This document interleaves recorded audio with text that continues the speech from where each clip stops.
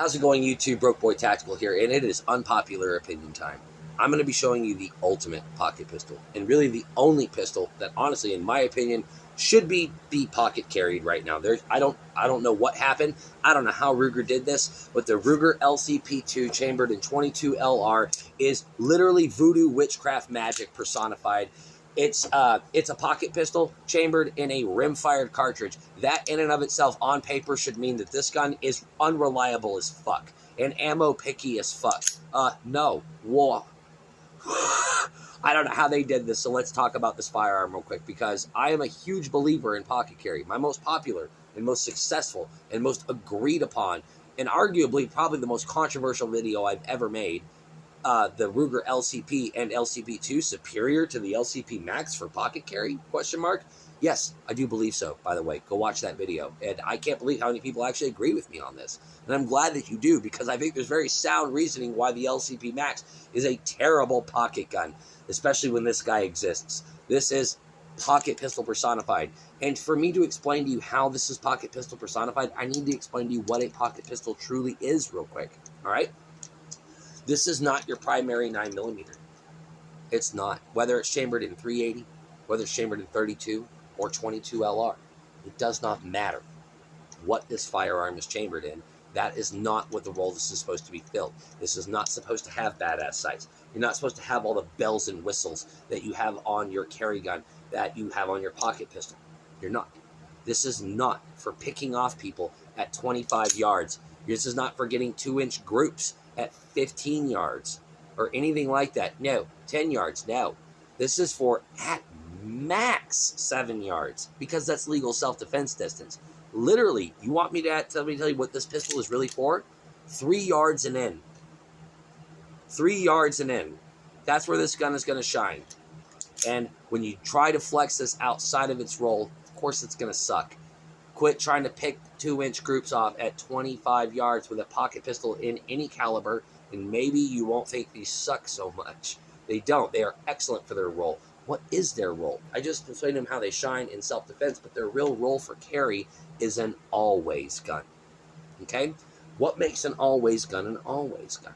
An always gun is a gun that you have no excuse to not carry, regardless of any variable. The attire you're wearing, the geography of your location, like if you're legally allowed to carry it, of course. Like, let's say you're at work where you're not permitted to carry a firearm. Pocket carry might be good for you. What if you're going to a casual formal event where a jacket's not necessary, or maybe it's too hot for a jacket, but you need to tuck your shirt in, and you don't own a tuckable holster? Pocket carry. Absolutely. What if there's a 110-degree day outside with a heat index of 119, like we've had this week? Yeah, you might want a pocket carry that day. I think a pocket pistol is probably the most important firearm that you have in your everyday carry rotation. Yes. Is it the most powerful? No. Is it the most accurate? No. Is it the safest platform of carry? No. Is it the most powerful cartridge? No. That's not what this pistol is designed for. This is so you always have something on you. Okay? So, and a pocket pistol has to meet certain qualifications to be a true blue pocket pistol, not just a pocketable pistol. Okay? A pocket pistol, first and foremost, must be snag-free. You would never buy or purchase a handgun that you were going to keep in a holster in your waistband that stood a chance of snagging on your holster due to the sights, correct? You would never buy that firearm. That would be a brutally fatal flaw in the firearm's design, right? That's how I feel about the LCP Max, because it gets hung up in your pocket. This guy does not. Neither does the LCP Gen 2 or Gen 1. That's a terribly unreliable firearm. Get the Gen 2. But either way, it's snag-free. That's what your pistol's supposed to be. The Kel-Tec P32, the P38T. That's what they're designed to do. Snag-free. You're not going to be picking people off at a distance with this. Again, so it's more important that it's snag-free than that you have badass sights. Okay? So, just qualification number 1. Qualification number 2. It has to be lightweight. It has to be a pistol that is comfortable to carry, at least the most comfortable to carry, because the only reason to downgrade to this is for concealability and comfort issues.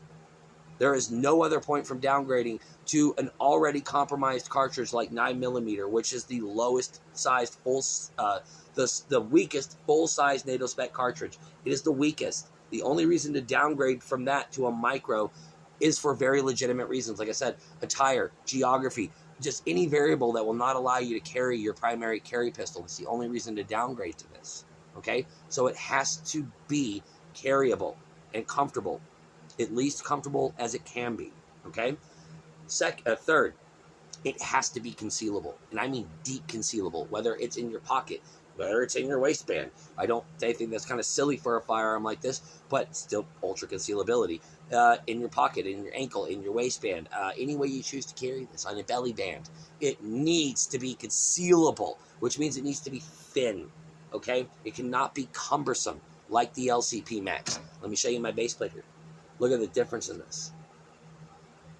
That's just the magazine base plate. Same capacity, same gun. LCP Max chambered in 380, 10+1. LCP II chambered in 22 LR. Look at this. That's just the magazine base plate. Now imagine the difference in the thickness of the grip. And this is already a little bit of a girthy guy for a pocket pistol. But you know what? When I put it in my pocket, it disappears. Boom.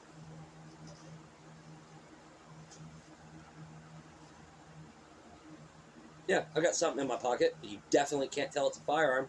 Unlike with the LCP Max, but when you carry it, it just creates this bang wedge in your pocket, because not only is the pistol grip in and of itself really thick, the grip is, but the holster is massive as well, okay? It just does not carry well, in my experience, like this pistol does.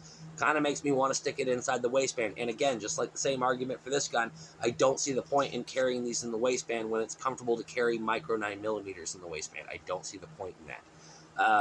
You're flexing this outside of its role again. This is a pocket pistol, okay? So those are the qualifications that it needs to meet. So what makes this perfect? It's reliable. It's lightweight. It's thin. It's snag-free. It's got high capacity. And yeah, it is a 22 LR, but here is where it really shines. It's fun to shoot. And it's cheap to shoot.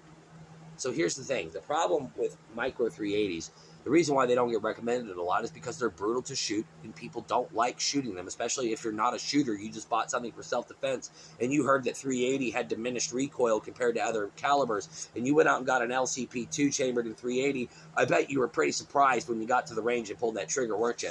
Yeah, a lot of people don't train with their 380s because, for that reason. You will train with this. Here's another reason why people don't train with their 380s. It's fucking expensive. You know how much it cost me to put 250 rounds through this gun? Let's see here. $10 a box for mini mags. So let's say, yeah, that's $25. That's how much it would cost me to put 250 mini mags through this gun. $25. You know how much 380 is for range ammo? It's about $25 a box right now. It'll cost you $125 to perform the same test. Okay? You got to think about that. You need to train with your firearm. Not only is it not fun to train with a pocket 380, it's also fucking expensive. Okay? So I think that's worth it. Again, worth the downgrade in power, because think about it. Think about it. You're going to be able to put, how much is the savings there? Literally 5 times the savings. You're going to be able to afford to be able to train 5 times as much with this firearm as opposed to the 380 variant, which means you're going to be 5 times more badass with this firearm than you ever could have dreamed you would have been with your LCP or LCP II or LCP Max. It's true. And again, I don't know how Ruger did it, because inherently this thing should just be unreliable and ammo picky as fuck. But as long as you pick out some decent 22 LR that has an advertised velocity of over 1,200 feet per second, short case, long case, like these Stingers here, these are a bit longer than your average 22 LRs. Velocitors, Stingers, Mini Mags, Federal Punch, Aguila, it likes it all. It likes it. The only thing I didn't test was the Remington they had there, because for some reason that stuff was pretty expensive. For a box of 100, it was like $19 a box. I don't know what was going on with that, but it didn't seem all that special to me, so I didn't get any of that.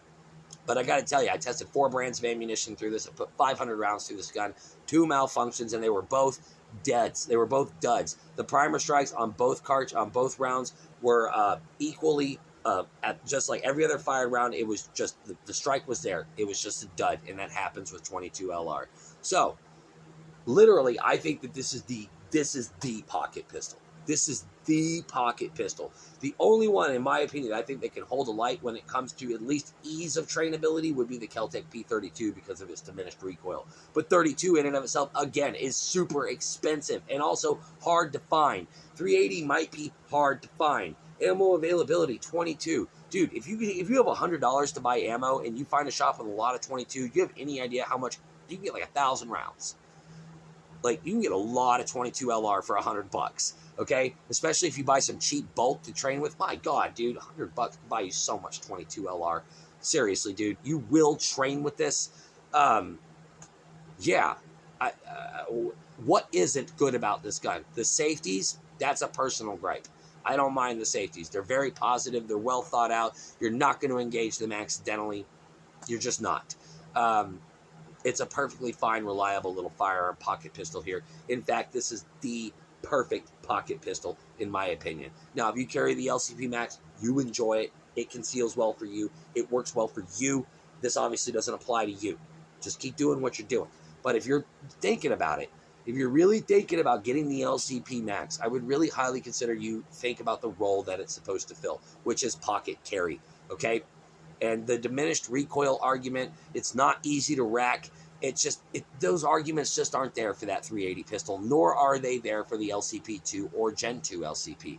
The arguments are there for this little micro here. It's easy to rack. It's easy to shoot. It's fun to shoot. It's cheap to shoot. It's reliable. It's easy to carry. It's a joy to carry. It's lightweight. It's thin. It's got stellar capacity. I don't know what there is to not like about this gun. Abso-freaking-lutely. I cannot wait to take you guys to the range with me and go pop off a few hundred rounds with this gun, and I promise we are going to do that soon. We're hitting 12 minutes, guys. Bit long for my reviews, but there was a lot to discuss with this gun. I really think you're sleeping on this. If you do consider pocket carry an important facet to EDC, you need to go shoot one of these. See you guys next time. I hope you enjoyed it.